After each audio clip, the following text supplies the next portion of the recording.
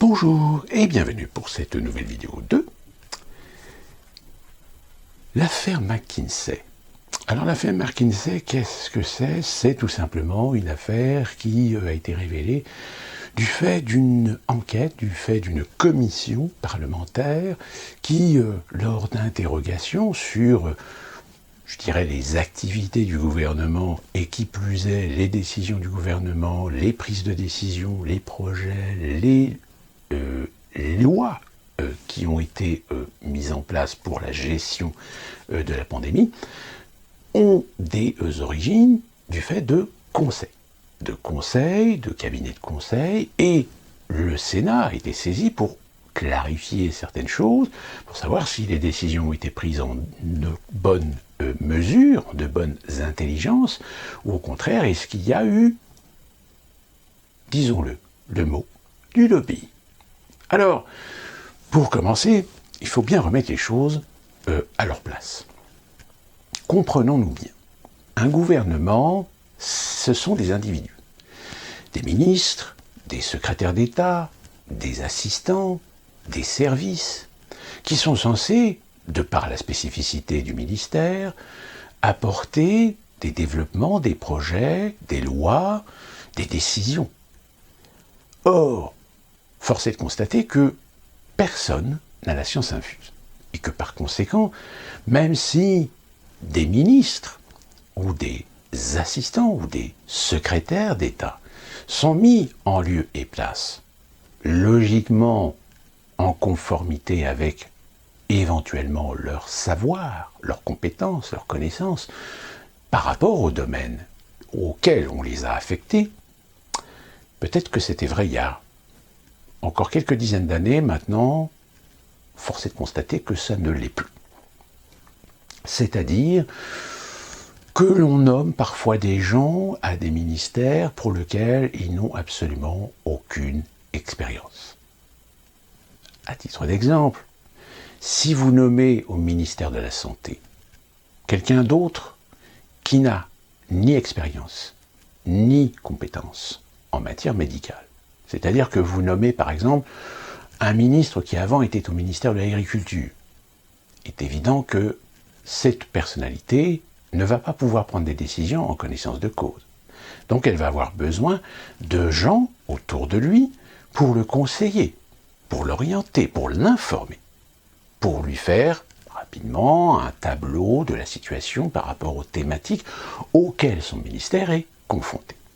Alors, pour le ministère de la Santé, fort heureusement, jusqu'à présent, on a toujours nommé plus ou moins des ministres qui sont issus des milieux médicaux. Même si leurs activités, parfois, nous amènent à nous poser la question si véritablement, durant la période où ils ont exercé, ils ont réellement appris quelque chose. Ou alors aussi, il y a l'ambition politique, l'arrivisme, la cupidité. Hormis ces éléments à charge de certaines personnalités politiques, entre leurs expériences professionnelles et leurs responsabilités politiques, voire ministérielles, le gouvernement a besoin de conseils.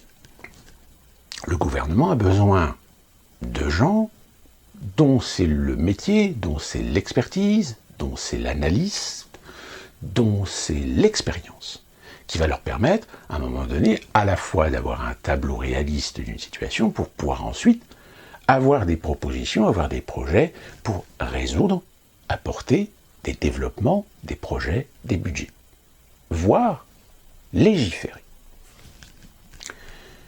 Sauf que, malheureusement, il y a de cela plusieurs décennies, on s'est rendu compte que si des gens au sein même de la fonction publique, au sein même des ministères, avaient plus ou moins leurs expériences, avaient plus ou moins leur savoir-faire, avaient plus ou moins leur expérience, force est de constater qu'avec le temps, et c'est encore plus vrai aujourd'hui, ce que l'on a pu connaître par le passé n'est peut-être plus tellement vrai aujourd'hui.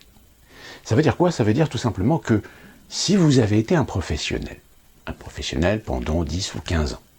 Et que, bon an mal an, vous êtes arrivé en politique, et que la politique vous a amené à occuper des postes, et des postes à un moment donné liés potentiellement à ce que vous avez été en tant que professionnel. Tout dépend des secteurs, tout dépend des marchés, tout dépend de l'évolution à la fois des mœurs, des mentalités et des technologies.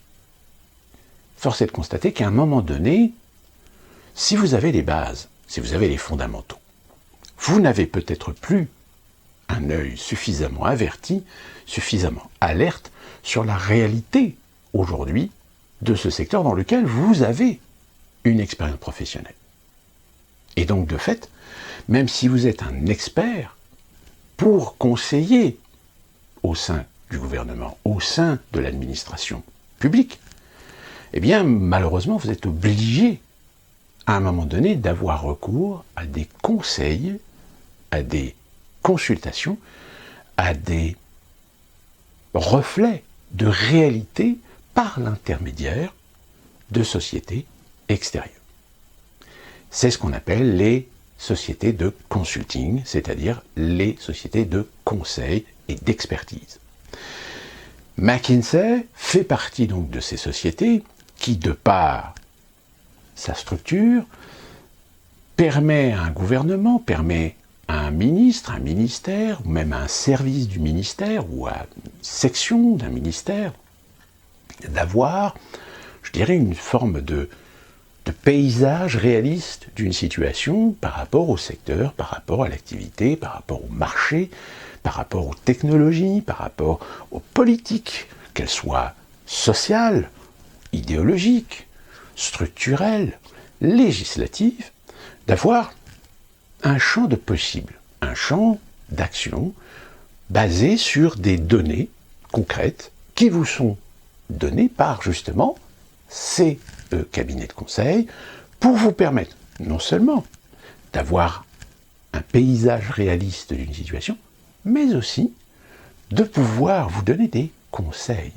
C'est-à-dire de vous donner que par rapport à telle et telle donnée, eh bien, il serait souhaitable d'envisager, de par des apports technologiques, de par des apports politiques, de par le développement des marchés, de par le développement des marchés internationaux et des acteurs internationaux, d'aller plutôt dans ce sens que dans l'autre.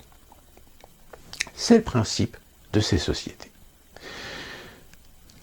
Sauf qu'évidemment, ces sociétés, ces multinationales, parce que certaines ont des activités internationales, c'est le cas de McKinsey, puisque McKinsey est à l'origine une société américaine.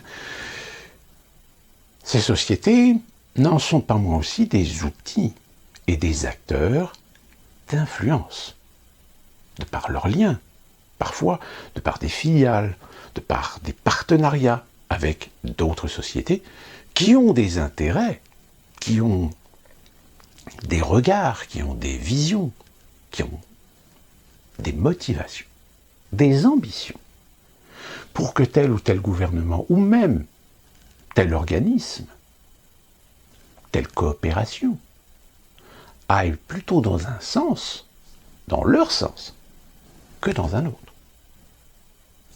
Et force est de constater que la pandémie, la façon dont a été gérée la pandémie, aujourd'hui, il est naïf de croire qu'il n'y a pas eu des décisions qui allaient dans le sens de l'intérêt des laboratoires pharmaceutiques, ce qu'on appelle plus vulgairement les Big Pharma. Sauf que pour aller dans le sens de l'intérêt de Big Pharma, il faut que les décisions d'un ministre, il faut que les décisions des services d'un ministère soient conseillées, orientées, pour ne pas dire le mot, et d'ailleurs, je tire votre attention sur les reportages qui sont faits d'ailleurs sur McKinsey, c'est que vous avez des mots qui n'apparaissent pas dans les reportages, qui sont les mots influence et le mot lobbying. Donc l'affaire McKinsey, ce n'est pas une affaire qui date d'hier.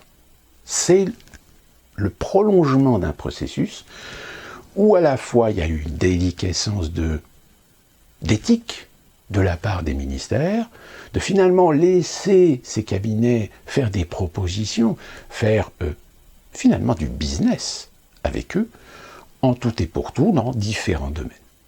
Et la pandémie, évidemment, a été une opportunité pour ces cabinets de conseil de pouvoir pas seulement faire du conseil, pas seulement apporter des données pour permettre aux ministères et aux ministres de développer, de mettre au point des projets, des plans de développement, d'action, de politique, voire législatifs, à partir des données qui sont issues des rapports de ces cabinets. Mais logiquement, si le travail est bien fait, ceux qui sont censés récolter ces données, ceux qui sont censés les analyser, doivent pouvoir à un moment donné comparer les données de ces sociétés privées avec des données fournies par des organismes publics.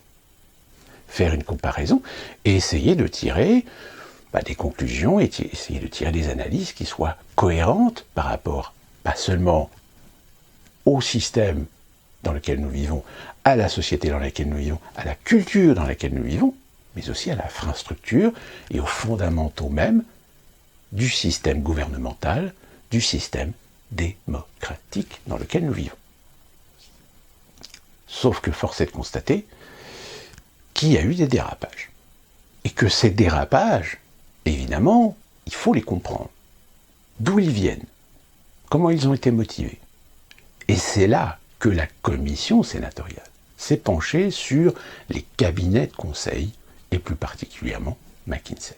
Et c'est là qu'évidemment, ils ont soulevé le poteau rose sur le fait que McKinsey a facturé un grand nombre de rapports, des rapports qui, pour certains d'entre eux, on est en droit de douter de leur véracité, de douter de leur crédibilité, de douter de leur efficacité, voire même de leur existence. Récemment, une vidéo d'une députée européenne a remis sur la table aussi les problèmes, le même problème, que on a payé des cabinets de conseil pour des rapports qui, au final, dans leur contenu, si on est un tant soit peu intelligent, si on est un tant soit peu informé, si on est un tant soit peu un esprit avec un éventail de connaissances, etc., on se dit qu'il y a quand même anguille sous roche dans ces rapports. C'est ce qu'on appelle plus vulgairement le lobbying, c'est-à-dire utiliser des cabinets de conseil qui sont censés en fait faire de l'analyse structurelle, analytique, théorique, à partir de données réelles, pour donner, je dirais, un éventail d'informations cohérentes, pour permettre de faire les meilleurs choix, de faire les analyses nécessaires pour ensuite déterminer des décisions politiques, des décisions gouvernementales. Or, force est de constater que comment on ne peut pas échapper au fait que ces cabinets de conseil sont aussi des outils pour des intérêts suprêmes, des intérêts impérialistes, des intérêts hégémoniques de finances, de multinationales dans différents secteurs, de guider, influencer, donner des éléments qui, dans les rapports qui seront rendus par ces cabinets de conseil, donneront plus le privilège d'orienter une décision dans un sens plutôt que de laisser le gouvernement, de laisser le ministre, le ministère, de faire son choix, de faire sa propre conclusion pour ensuite développer une action. Alors, l'affaire McKinsey, on va voir ce que ça va donner, mais force est de constater que de toute façon aujourd'hui, il est très clair dans les esprits que McKinsey s'est engraissé non seulement sur le compte de l'État, le compte des ministères pour lequel McKinsey a été en interaction de conseil, et à spolier finalement l'argent du contribuable. Pour parfois des rapports qui finalement n'avaient aucun intérêt. Et comme le dit d'ailleurs un certain nombre aujourd'hui de responsables, il y a certains rapports dont on se serait très bien passé des services de McKinsey parce qu'on avait nos propres structures, nos structures compétentes, pour nous pondre les mêmes rapports. Donc, le problème de McKinsey, c'est pas le problème de McKinsey en lui-même, le fait qu'il n'ait pas payé d'impôts, le fait que un de ses responsables ait fait un parjure devant la commission du Sénat. Dites-vous bien que cette affaire, de toute façon, qui, en effet, prend l'allure d'une affaire d'État, ne vous inquiétez pas, on va faire en sorte de jouer avec de la sémantique pour faire en sorte que cette affaire soit très rapidement étouffée. Mais ça soulève une question. McKinsey est-elle la seule société, est-elle le seul cabinet de conseil auquel nous avons affaire? Eh bien, évidemment, non. Pourquoi? Parce que, suivant les secteurs, suivant les besoins qu'a l'État à un moment donné, dans ses développements, dans ses projets, elle a besoin de conseils, d'expertise privée sur, aujourd'hui, les outils. Sur les outils, les technologies, les moyens, les stratégies qui sont applicables dans les secteurs privés. Parce que, qu'on se le dise, le secteur public est ce qu'il est. Il est parfois un mastodonte, où parfois les arrivismes, les ambitions, les copinages faussent parfois un peu la réalité des données.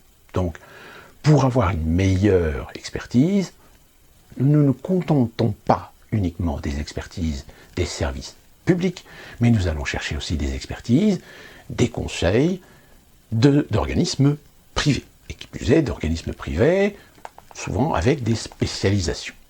Eh bien, sachez que entre 2018 et 2020, donc sur la période d'Emmanuel Macron, on recense 20 cabinets de conseil qui se sont partagés presque 55% du marché du consulting, du conseil, voire aussi de certaines influences.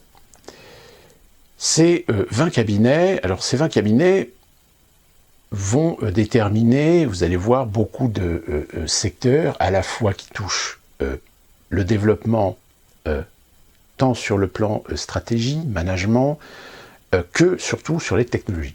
C'est-à-dire aujourd'hui, l'informatique, le numérique est aujourd'hui incontournable dans le développement et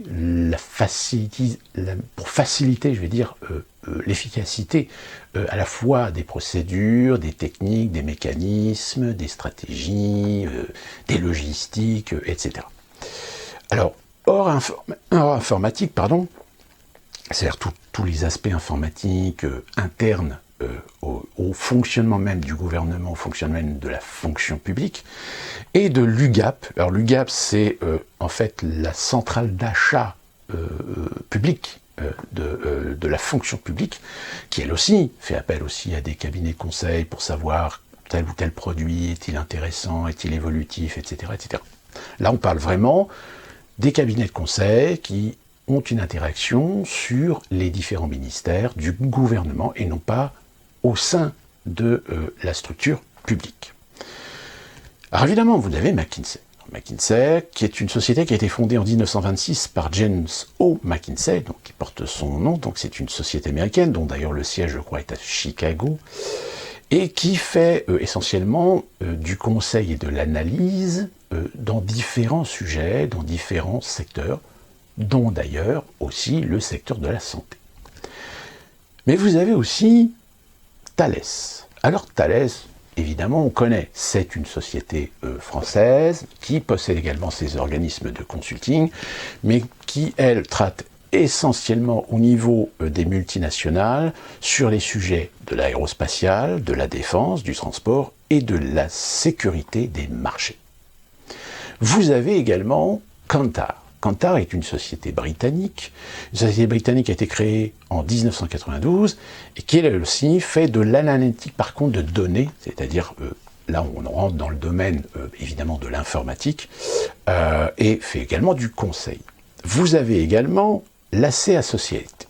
L'AC Associates est une société française, pareil, de consulting, qui est plutôt spécialisée dans les logistiques industrielles, les audits et les projets de stratégie. Vous avez également Inops. Inops est une société britannique, je crois, qui fait du consulting informatique, mais plus particulièrement dans les domaines du web et du développement évidemment des outils informatiques, des outils sur l'Internet. Vous avez également Weatherstone, qui est, elle, une société de consulting et d'ingénierie et de technique informatique, donc là on en reste dans le domaine de l'informatique, et qui est plus spécialisée dans les développements de stratégies et d'outils dans l'activité commerciale. Vous avez Deloitte, qui est également une société de consulting britannique, qui elle fait également du consulting sur le domaine analytique et structurel dans les services par l'intermédiaire des réseaux informatiques. Vous avez également CGI qui n'a rien à voir avec le terme qu'on applique dans l'anglais sur les effets spéciaux numériques. CGI, c'est une société canadienne qui elle aussi fait du conseil et de l'analytique sur des outils informatiques, mais plus particulièrement sur les systèmes intégrés. Alors qu'est-ce que les systèmes intégrés ? Tout simplement, c'est les outils informatiques qui permettent l'interconnectivité entre différents systèmes. C'est-à-dire que, par exemple, quand vous avez un système d'une société française dans un secteur particulier, si elle veut pouvoir travailler avec d'autres sociétés étrangères, mais qui, elles, possèdent des outils informatiques qui ont été développés différemment ou qui fonctionnent sous des systèmes d'exploitation différents, eh bien ces sociétés-là peuvent vous permettre de mieux cerner, de mieux analyser, d'avoir véritablement des audits sur les outils les plus efficaces et les plus adaptés pour pouvoir permettre une crédibilisation, une efficacité, une productivité des communication entre les différents systèmes interconnectés.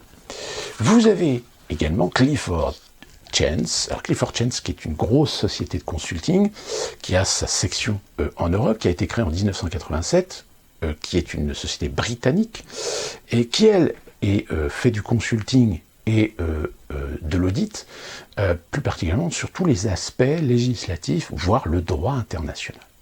Là encore, c'est intéressant d'avoir des sociétés qui ont un champ d'action international et qui, du fait de leur stature, sont à même de pouvoir crédibiliser véritablement leurs compétences d'analyse sur le sujet. Vous avez OnePoint, qui est également une société britannique, qui a été fondée en 2005 et qui, elle, travaille sur la stratégie et les analyses de solutions digitales. Là, on est véritablement dans le développement d'outils digitaux.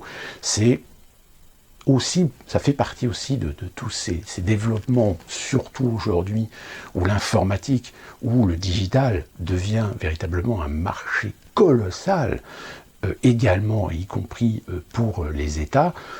On en a parlé dans nos vidéos sur la digitalisation de l'individu. Ce sont des mannes et des marchés colossales sur lesquels, évidemment, ceux qui vont réussir à s'imposer comme étant les outils normalisés pour ces projets, eh bien, il faut quand même des sociétés qui puissent être utilisées d'un côté par les États pour mieux cerner la subtilité, pour mieux cerner les technicités disponibles aujourd'hui et voir l'évolution de ces technologies, mais aussi de permettre à des sociétés de pouvoir bien se placer par l'intermédiaire de ces sociétés de conseil.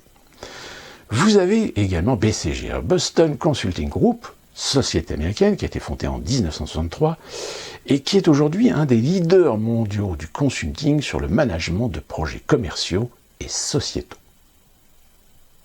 Donc, vous voyez, ça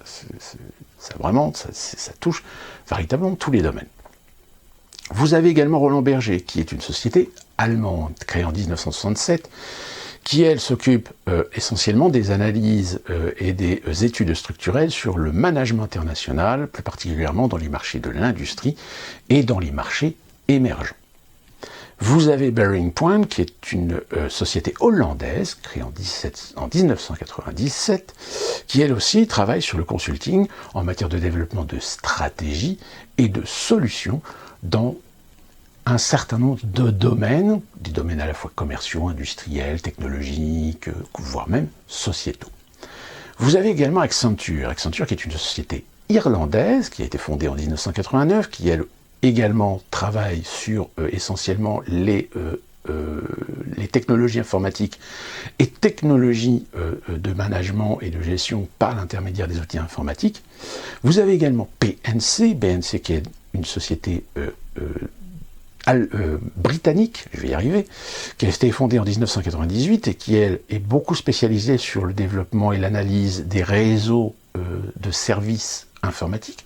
Donc là, on est plus dans le développement des outils de gestion de grosses structures, plus particulièrement gouvernementales. Elle est considérée comme l'une des 4 plus grosses entités mondiales dans le domaine, avec Deloitte, KPMG et également Ernst Young, qui est également un partenaire du gouvernement français dans le consulting, qui est une société britannique créée en 1989. Vous avez également Ipsos. Ipsos, oui. Ipsos n'est pas qu'une société de sondage, c'est aussi une société d'analyse, d'études de données, et qui plus est, Ipsos Business Consulting, qui est une des filiales, qui elle s'occupe évidemment de toutes les études et conseils et audits sur le business et le développement. Et vous avez Capgemini, qui est une société française, qui a été fondée en 1967, qui elle aussi fait du consulting, alors là beaucoup plus spécifique à la culture francophone, sur les technologies et les services. Vous avez Kjort Talent, qui est également une société française, qui elle travaille aussi sur les études, mais plus spécifiquement sur les stratégies et management. Alors attention, quand je dis stratégie et management, c'est évidemment tout ce qui touche la façon dont travaillent les gens, la façon dont les gens doivent respecter des procédures, des protocoles, améliorer la productivité, etc. Alors tant sur le plan structurel, sur le plan matériel, que sur le plan humain. C'est-à-dire que ces cabinets de consulting en matière de management, eux aussi, sont amenés à présenter des plans, à présenter des solutions qui amènent la modernisation, qui amènent des réformes, qui amènent aussi la dématérialisation au profit des outils digitaux, des outils technologiques, et qui plus est, promouvoir non pas, je ne dirais pas le renfermement, mais la spécificité culturelle, technologique d'un pays, mais plutôt de pousser ces pays à s'ouvrir à l'internationalisation des échanges informatiques, des échanges de données. Très important. Et enfin, alors là, celui-là, je dirais qu'il est plus important même que McKinsey, c'est Eurogroup. Alors Eurogroup, évidemment, rien que son nom vous dit tout. Eurogroup est en fait une société de consulting à l'échelle européenne et qui fait essentiellement du conseil au sein de l'Union européenne, mais travaille évidemment énormément en lien avec à la fois l'Union européenne et les États membres de l'Union européenne. C'est-à-dire que cette société, évidemment, travaille sur la coordination, sur l'harmonisation des plans, des projets, dans tout et pour tout, entre les gouvernements et l'Union européenne. C'est-à-dire que cet Eurogroupe, qui prend quand même 50% des activités aujourd'hui de conseil au sein du gouvernement français, eh bien finalement est un peu, je dirais, le bras armé idéologique de la Commission européenne, de telle manière à ce que les États soient déjà préparés, ou préparent le terrain sur l'avènement d'un certain nombre de lois, un certain nombre de décrets, qui devront être pris en tant que tels par l'ensemble des pays membres de l'Union européenne. Donc vous voyez, il n'y a pas que McKinsey, il y en a quand même un sacré paquet. Et il y en a beaucoup plus. Parce que là, je vous ai donné véritablement les plus importants. Mais entre 2018 et 2020, au sein de toutes les structures étatiques de l'État français, on compte 2050 autres entreprises qui correspondent donc à 45% du marché global, qui ont interagi, qui ont conseillé, qui ont fait des audits, qui ont rendu des rapports.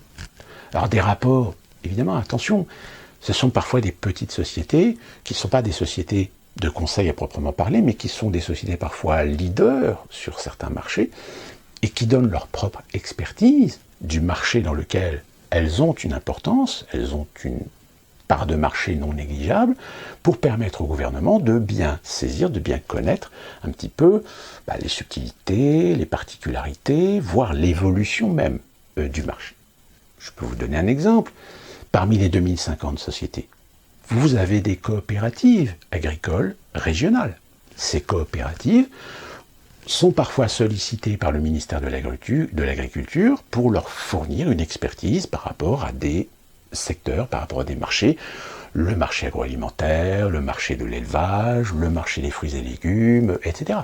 Donc vous voyez, c'est tout un rouage, c'est tout un processus qui touche à la fois des sociétés dont on ne remet pas en question la crédibilité du fait que ce sont des sociétés qui sont véritablement dans le secteur concerné, comme vous avez des multinationales de conseil et de consulting qui, elles, jonglent énormément sur beaucoup de données.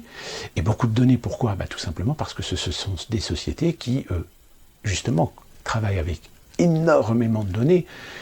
Sauf que ces sociétés, elles ont aujourd'hui les outils de leurs moyens et les moyens de leurs outils. Leurs moyens de leurs outils, c'est quoi ? C'est tout simplement que ce sont des sociétés qui, du fait de collecter énormément de données, des données que si on les donnait à nos experts de la fonction publique, mettraient peut-être 4 ou 5 ans pour nous pondre un rapport par rapport à ces données. Alors que ces cabinets de conseil, de par d'autres partenaires technologiques, plus particulièrement des partenaires qui ont des puissances informatiques pour pouvoir traiter les algorithmes et pouvoir traiter ces données de façon très rapide, eh bien, vous permettent de vous fournir des rapports chiffrés, des rapports donnés, des rapports avec des études, avec des éléments d'information, des éléments de réflexion qui vous permettent d'avoir un tableau plus ou moins réaliste de la situation pour ensuite vous aider à faire des choix. Et comme ces cabinets, comme je vous l'ai dit, ne sont pas non plus très éloignés des intérêts de certaines grosses compagnies, grosses sociétés, de la finance, etc., eh bien, parfois glissent dans leurs conseils des éléments d'influence, disons-le littéralement, auprès des gouvernements qui font appel à ces cabinets. Le problème, c'est qu'évidemment, on le sait, aujourd'hui, ces cabinets sont avant tout des sociétés aussi qui cherchent la rentabilité. Et quand on cherche la rentabilité, eh bien, parfois, on se laisse complaisamment à faire de la simplification.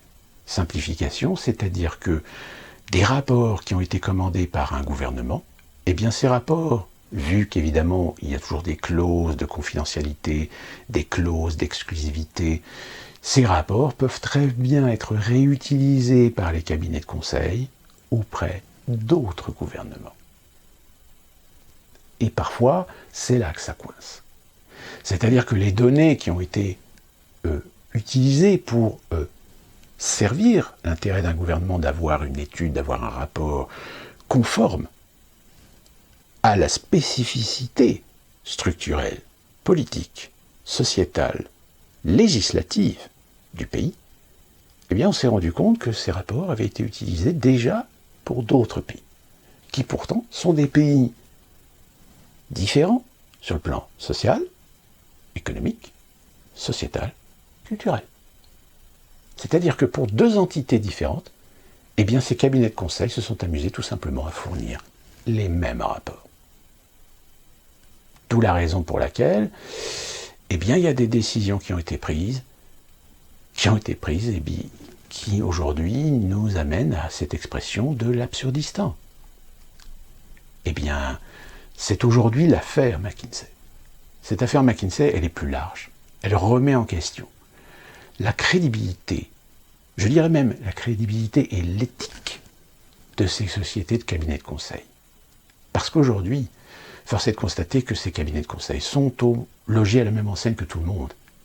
C'est-à-dire qu'il faut rentabiliser, il faut être productif, parce qu'il faut rendre un état financier acceptable auprès des actionnaires. Et que par conséquent, eh bien dans certains rapports, alors je ne dis pas tous, je ne dis pas que toutes les sociétés font pareil, je ne dis pas que toutes les sociétés sont pourries. Néanmoins, on ne peut pas négliger le fait qu'aujourd'hui, un certain nombre de cabinets de conseil ont une activité qui ressemble plus à du lobbying plutôt qu'à du réel conseil. Voilà ce qui est important à savoir pour bien comprendre ce qui a toujours existé et qui existe depuis très longtemps maintenant au sein des gouvernements. Mais qu'aujourd'hui, évidemment, l'opinion découvre l'existence de ces cabinets de conseil, alors qu'ils ont toujours existé. Alors que je dirais même que certaines décisions et même certaines lois qui sont aujourd'hui applicables dans la République sont en fait des lois qui proviennent directement de ces lobbying. Je rappelle, vous avez cette société dont le nom m'échappe, qui est aujourd'hui reconnue comme étant celle qui a influencé le gouvernement pour mettre en place et légiférer sur le mariage homosexuel, sur la GPA et sur la PMA. Je ne sais plus. GPA et PMA. C'est PMA, je crois. C'est du lobbying. C'est du lobbying, mais qui est impacté dans des intérêts, alors des intérêts idéologiques, des intérêts d'évolution, des intérêts progressistes. Évidemment.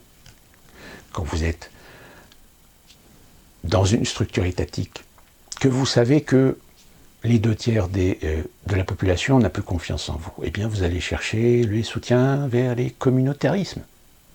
Quand je dis communautarisme, il y a à la fois communautarisme sociétaux, religieux, de genre, etc., etc., etc.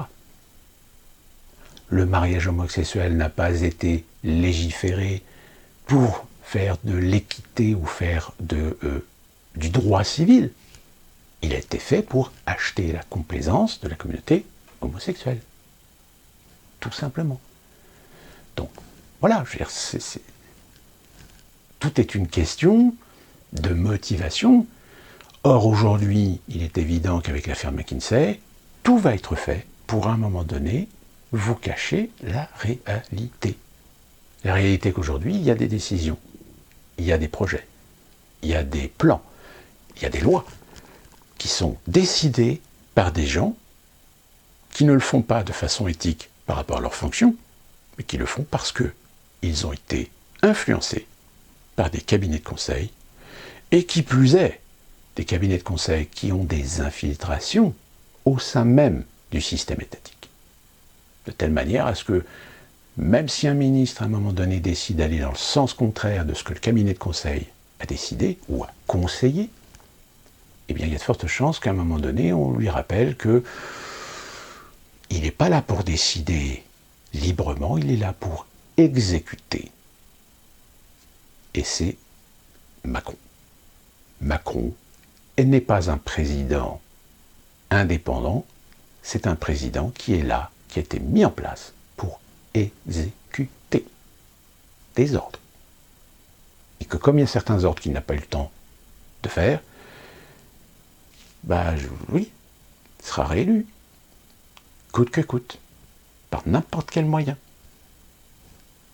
Donc cette affaire McKinsey, même si ça peut en effet prendre l'allure d'un scandale d'État, vous verrez que l'affaire va être très rapidement étouffée.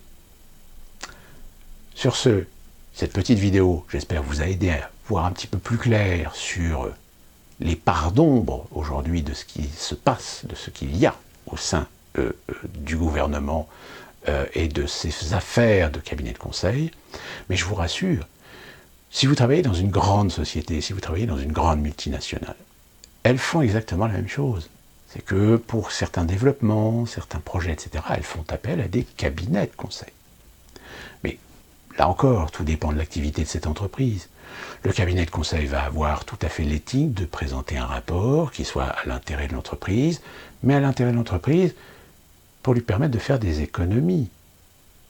Et qui plus est, et ça je vous en ai déjà parlé, ces cabinets de conseil vont de plus en plus vers la dématérialisation, l'automatisation, voire même certains cabinets de conseil aujourd'hui sont borderline avec le transhumanisme. Mais ça, c'est une autre histoire. Sur ce, bon courage, portez-vous bien et à la prochaine.